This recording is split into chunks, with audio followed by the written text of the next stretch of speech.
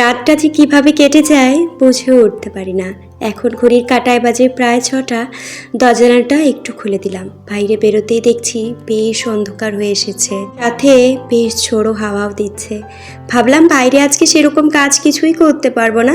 Fresh হয়ে আমি কিচেনে এসে একটু চা করে নিলাম। দুজনে মিলে গাল গল্প করতে করতে একটু চা খেয়ে, আজ তোমাদের দাদাভাইয়ের ছুটি ছিল, জিজ্ঞেস করলাম সকালে ব্রেকফাস্ট কি খাওয়া হবে। প্রথমে ভেবেছিলাম একটু ভাত করব, কিন্তু তোমাদের দাদাভাই বলল একটু ডালি আর খিচুড়ি করো।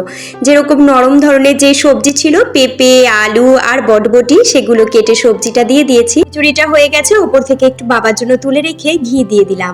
তারপরে সকালবেলা কিন্তু বেশ আয়েশ করে ডালি আর খিচুড়িটা খেয়েছিলাম, ওর সাথে একটু ব্যাট পাঁপড় ভেজেছিলাম, তাতে আরো জমে গেছিল। আমাদের ছিল অসুচ, আমার এক কাকা শ্বশুর মারা গেছে, তো আর ওই বেড কাবাটায় না শুতে পাচ্ছি না, আজকে তুলেই দিয়েছি।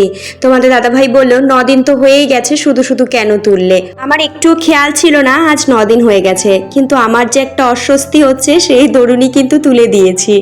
আজ রান্না করব পনির, আলু আর পটল দিয়ে তরকারি। আমি খুব একটা পনির, আলু, পটল দিয়ে করি না, কিন্তু আজকে একটু অন্যরকম করে ইচ্ছা হলো, মনে হয় খুব একটা খারাপ লাগবে না। সাথে বেগুন ভাজি করেছিলাম, আর করেছিলাম ওই যে কি বেনুলিয়া শাক না কি আছে বেশ, ওটা ঘি দিয়ে ভেজেছিলাম। রান্নাবাড়ি মোটামুটি কমপ্লিট করে সবকিছু আবার টেনে টুনে ঘরে নিয়ে আসলাম। চলো টাটা।